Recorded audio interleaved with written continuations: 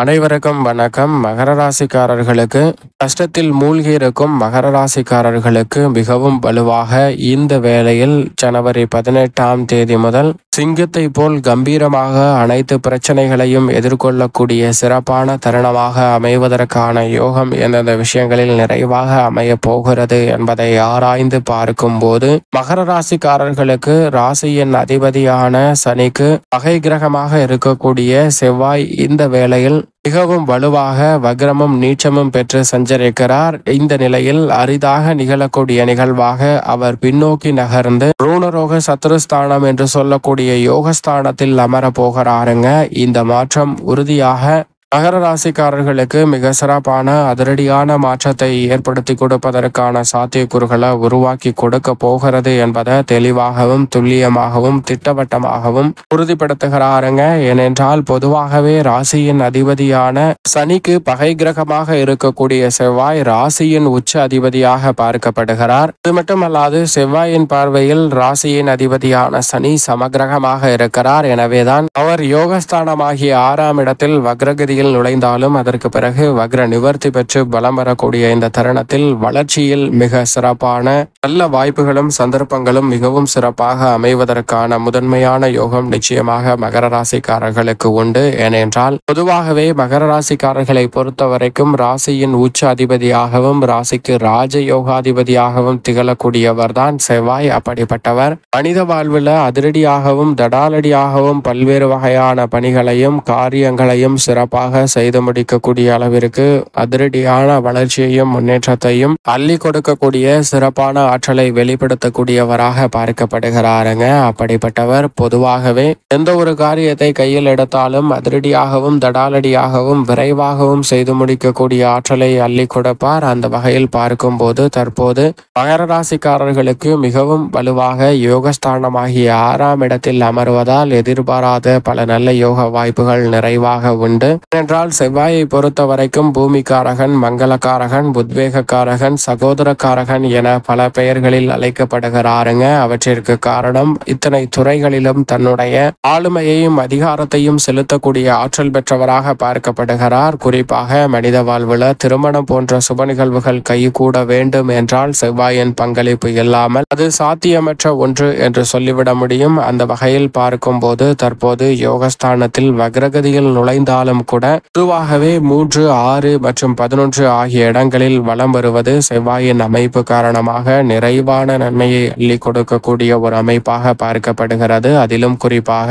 மகர ராசிக்காரர்களுக்கு 4 மற்றும் 11ஆம் இடத்தின் அதிபதியாகவும் ராசிக்கு ராஜ யோகாதிபதியாகவும் இருக்கிறார். யுகாதிபதியும் லாபாதிபதியுமாக இருக்கக்கூடிய செவ்வாய் யோகஸ்தானத்தில் அமர்ந்திருக்கக்கூடிய இந்த வேளையில் கஷ்டத்தில் மூழ்கி இருக்கும் மகர ராசிக்காரர்களுக்கு உறுதியாக அனைத்து விதமான கஷ்டங்களையும் பிரச்சனைகளையும் சிங்கத்தை போல் கம்பீரமாக எதிர்கொண்டு நன்மை நிறைந்தவையாக மாற்றிக்கொள்வதற்கான அற்புதமான முன்னேற்ற வாய்ப்புகள் உறுதியாக இந்த வேளையில் உங்களை தேடி வருகிறது என்பதில் சந்தேகமே இல்லை. அதோடு மட்டுமல்லாது இந்த தருணத்தில் தொழில்துறை வியாபாரத்துறை சார்ந்த பணிகளில் இருக்கக்கூடிய தடை தாமதங்கள் விலகுவதற்கான முதன்மையான யோகம் நிச்சயமாக உங்களை தேடி வருகிறது. பாத சனியாக 7.5 சனியின் இறுதி சில மாதங்களில் ராசியின் அதிபதியான சனி ஆட்சி பலம் பெற்றிருக்கும் போது அவருடன் இணைந்து மிக வலுவாக சுக்கிரனும் சஞ்சரிக்கிறார். அதற்கு பிறகு உச்சம் பெறுகிறார். குருவும் வக்ர நிவர்த்தி பெறுகிறாருங்க.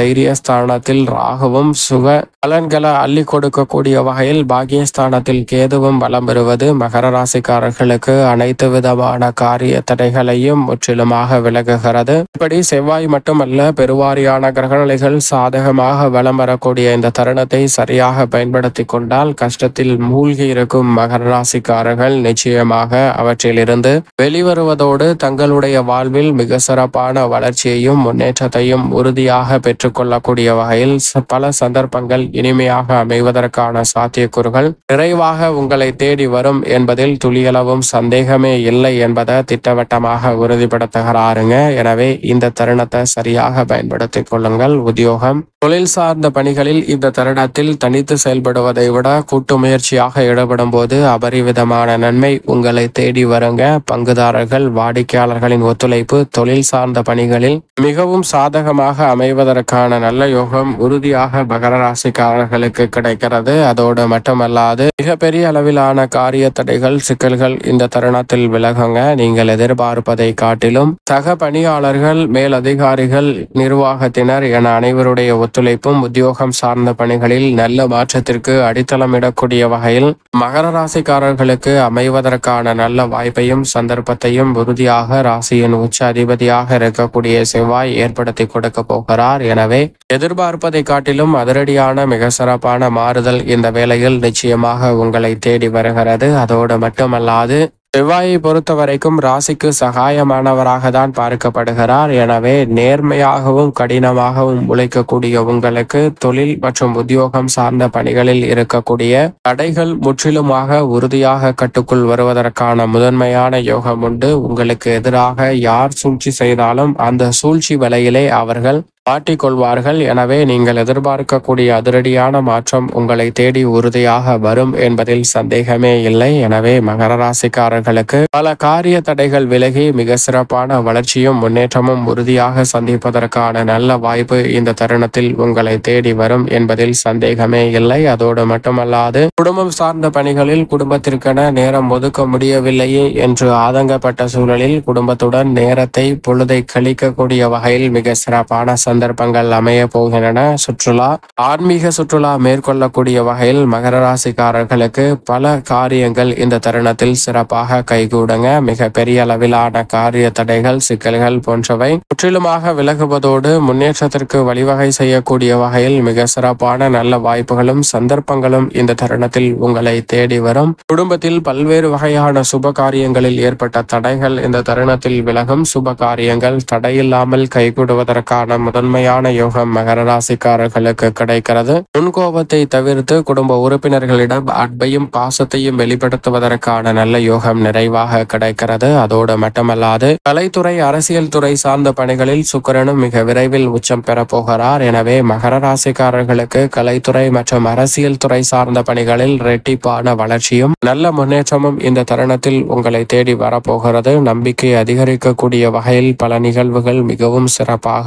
அமையும். அதோடு மட்டுமல்லாது திறமை இல்லை, தோஷத்தின் காரணமாக பல்வேறு வகையான தடை தாமதங்களை சந்தித்து வந்த மகர ராசிக்காரர்கள் அதிலிருந்து விலகி மிக சிறப்பான நல்ல யோகம் நிறைவாக இந்த தருணத்தில் உண்டு. எதிர்பார்ப்பதை காட்டிலும் மக்கள் மத்தியில் பெயர், புகழ், செல்வாக்கு உறுதியாக கலைத்துறை, அரசியல் துறையில் அதிகரிக்கும். விவசாயம் சார்ந்த பணிகளில் நல்ல வளர்ச்சியும் முன்னேற்றமும் உறுதியாக கிடைக்கும். விளைச்சலும் வருமானமும் அதிகரிக்குங்க. கால்நடை வளர்ப்பில் ஏற்பட்ட தொய்வு விலகி நல்ல முன்னேற்றத்தை உறுதியாக சந்திப்பதற்கான முதன்மையான யோகம் மகர ராசிக்காரர்களுக்கு உண்டு. மேலும் இந்த தருணத்தை மகர ராசிக்காரர்கள் மிக சிறந்த மகிழ்ச்சிகரமான தருணமாக மாற்றிக்கொள்ள நிச்சயமாக மகர ராசிக்காரர்கள் வாரத்தில் செவ்வாய்க்கிழமை விரதம் இருந்து அருகாமையில் உள்ள முருகப்பெருமாள் ஆலயம் சென்று தீபம் ஏற்றி வழிபாடு செய்யுங்கள். அப்படி செய்வதால் தங்களுடைய வாழ்வில் ஏற்படக்கூடிய தடை தாமதங்கள் அனைத்தும் முற்றிலுமாக விலகி முன்னேற்றமும் வளர்ச்சியும் உறுதியாக கிடைப்பதோடு மட்டுமல்லாது கஷ்டத்தில் மூழ்கி இருக்கும் மகர ராசிக்காரர்களுக்கு சிங்கத்தை போல் கம்பீரமாக அவற்றை எதிர்கொண்டு நன்மை நிறைந்தவையாக மாற்றிக்கொள்வதற்கான முதன்மையான யோகமும் எந்த தடையும் தாமதமும் இல்லாமல் மகர ராசிக்காரர்களை